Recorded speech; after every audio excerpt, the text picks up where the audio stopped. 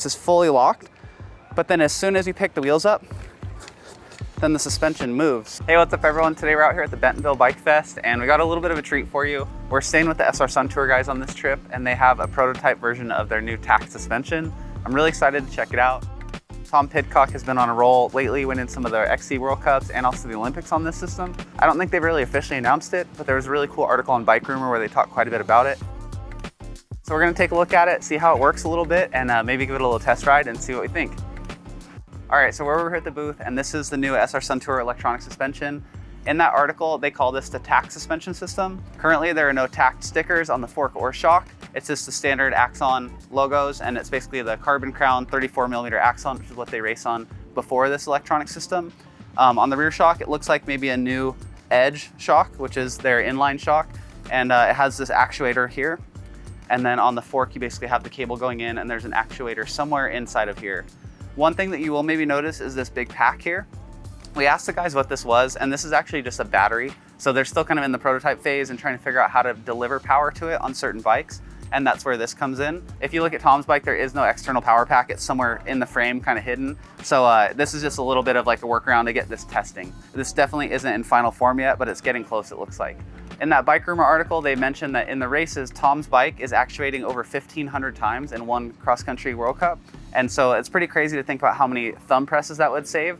But what's a little bit different about this system is that there is no way to override it. So this is just a dropper post lever. There's no other button anywhere on the bike that overrides it to say lock or unlock. So it's kind of interesting to think that they're relying at the highest level, like racing the Olympics, racing World Cup cross country, on a system that is fully automated. In that article, they also talk about how the UCI prototype rule is about to expire on this system, and they'll have to kind of make it public within the next few months. So it'll be interesting to see when they do make it public and have people buying it, what they think about the automated system. You're starting to see a lot more technology enter the bike space, and to see Tom winning on it right away is pretty exciting. I know there are other suspension companies that have, like Fox Live Valve and RockShox has kind of their thing, but it's interesting to see an automated one, and I think it'll just kind of be the next wave. All right, so I got a chance to pedal this around a little bit, and it is pretty wild. What I can tell you right away is that in this state where it's basically, I haven't done anything to it, and it's just been sitting for a second, the bike is locked out. So it feels almost like you're on a hardtail or a road bike, like it's just fully locked.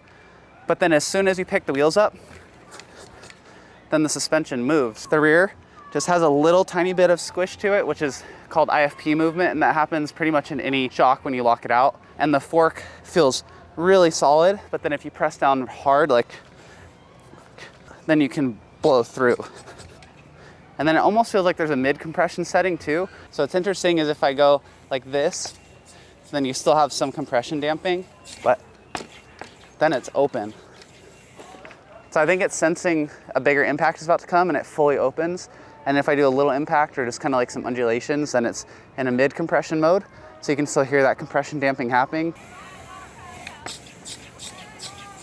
But it goes from lockout to mid to fully open depending on the impact. It's really cool. I've gotten to ride it just a little bit on some single track, which we haven't filmed because I'm not really in the proper clip-in attire for this.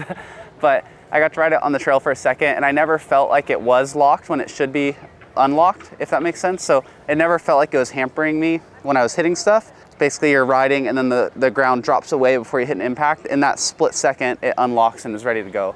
And the rear shock kind of mimics what the fork is doing, it seems like. So if you do a big impact with the fork, then the rear shock feels like it opens. And if you do a medium impact, then it kind of goes into mid mode. So locked shock, unlock shock. I don't know if you can even hear it. It's so quiet.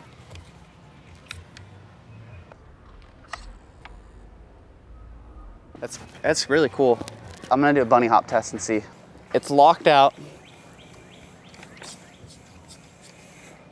So just in the time of unweighting and then that little tiny like micro bunnyhop, it fully unlocked front and rear shock, which is crazy.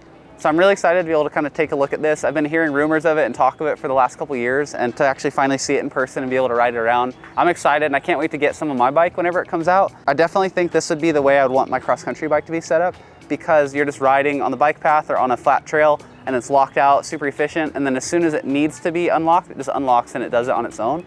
I do have on my current bike, I have a thumb lockout that I use quite a bit, but it'd be cool to save that actuation, especially I'm not doing it 1,500 times a race like Tom does. So It'd be kind of cool.